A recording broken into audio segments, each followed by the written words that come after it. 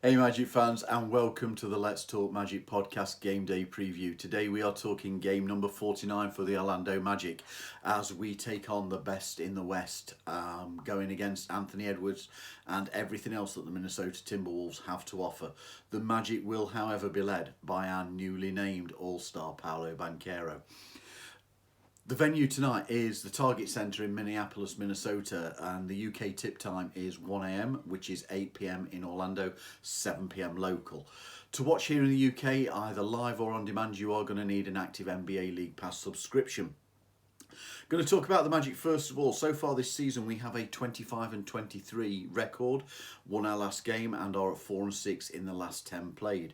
On the road, 10-16 record, standing 8th in the East, as we've said before, still tied with the Miami Heat for 7th on record.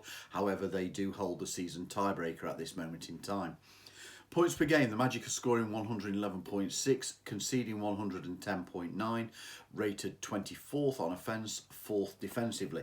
Last time out, we played the San Antonio Spurs and it was a really entertaining game that saw the Magic get the W over the Spurs 108-98 on the road.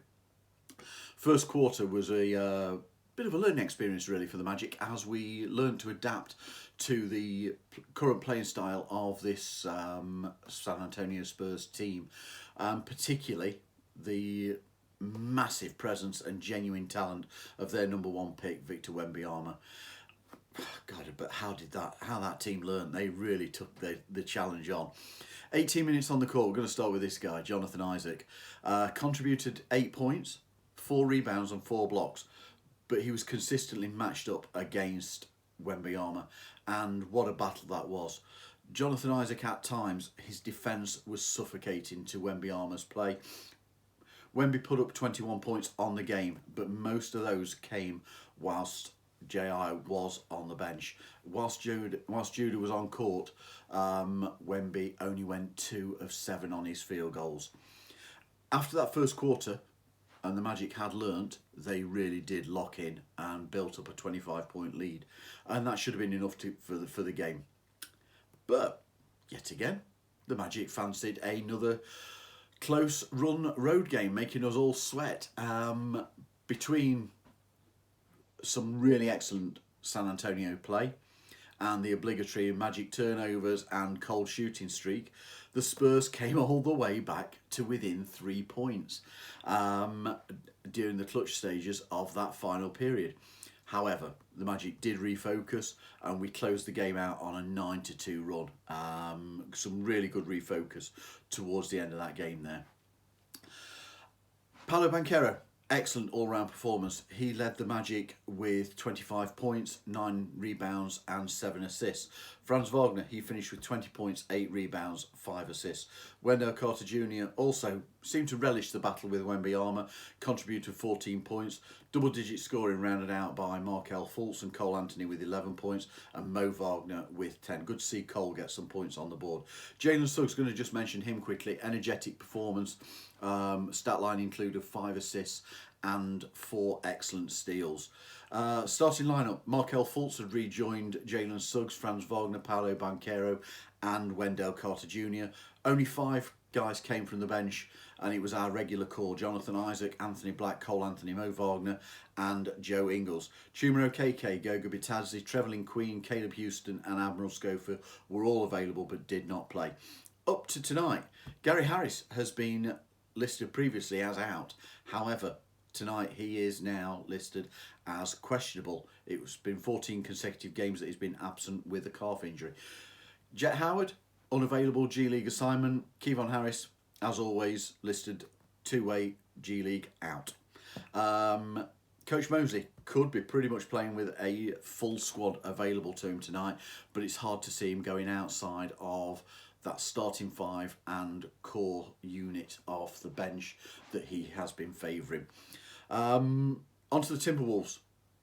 Excellent record, 34-14. They've won the last 2 and are 7-3 in the last 10 played.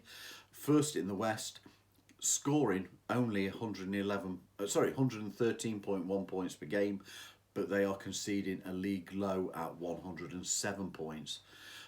Rated 18th on offence, defensively, number 1 in the NBA. And at home, the T-Wolves have been almost untouchable, an 18-4 record. Team built on defence, as you can clearly see from those stats, particularly defence of the three-point line, blocks and rebounding. Not highest volume of shooting from Minnesota, but they have the league's second best three-point percentage and are 7th overall on their field goal percentage. So they are an accurate team. We have to watch out for their ability to shoot. So far this season, Chris Finch's side have been blessed with great chemistry and good health.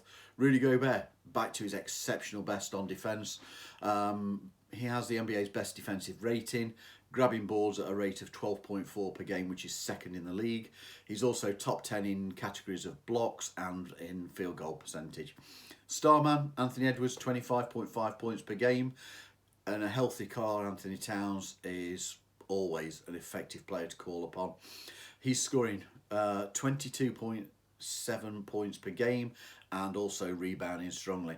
Mike Conley, he's dishing assists out as well as he's ever done in his career. Still proving to be valuable. 19 seasons in and playing at an incredible level. Naz Reid, effective scoring season, leading the second unit in both points and rebounding. Last time out for the Timberwolves, they took a home victory 87 to 121 over an injury-ravaged Dallas Mavericks. January the 31st it was. The Mavs were Luca-less and were put to the sword in a ruthless second half by the T-Wolves. 4-point half-time advantage for the Minnesota, extended to 13 going into the third, and Dallas completely failed to turn up during that final quarter, again being outscored 17 to 38 by the Timberwolves. Karl Anthony Towns, 29 points to lead the team. Rudy Gobert, my God, what am I doing? Rudy Gobert, 17 points, and the bench was again led by Naz Reid with 12. Anthony Edwards, quiet shooting night. He only took 7 shots for his 9 points. Dished out 5 of the team's 31 assists. Starting unit, Mike Conley, Anthony Edwards, Jaden McDaniels, Karl Anthony Towns and Rudy Gobert. From the bench, their core was Naz Reid, Kyle Anderson, Nickeil Alexander-Walker and Jordan McLaughlin. As to tonight, they only have one injury concern, and that's Geraint Clark. He remains sidelined. So I expect the Minnesota Timberwolves to go with that same starting 5 as against Dallas. When it's available, that's been their core starting unit for the season. Head-to-head with the Timberwolves, 68 regular season games played, and the score stands at 43-25 to Orlando. Teams have met once already this season, game day 37. The T-Wolves led from start to finish, and God, we had no answers to them, losing 113 to 92. The Wolves had led by as many as 34 points in what was truly a grim watch for Orlando fans. Last season, the series was split 1-1, each team winning the road game. 4 and 6 of the last 4. I'll start that bit again. 4 of the last 6 series have been split 1-1. Orlando winning the other 2, and the Wolves last took the series in season 2016-17. So, tonight, final thoughts. This is a far from easy task against what is a brilliant defensive team.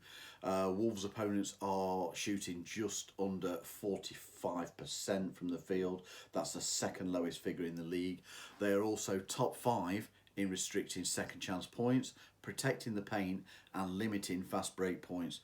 So, for Orlando, this could be a bit of a challenge, let's be honest.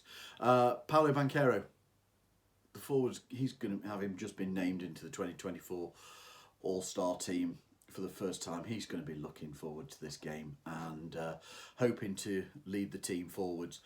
Averaging team highs of 23 points, 7 rebounds, 5 assists, and he's weighing in with a shade over a steal per game. He is going to be absolutely crucial to this game tonight. If you've enjoyed this preview, my mistakes aside, I'm only human, can't help it. Please give it a thumbs up, subscribe to our YouTube channel and hit the notification button. Share what we do. We do try our best. I know I'm not always very good at it, but more importantly, let's go Magic and let's get that W tonight.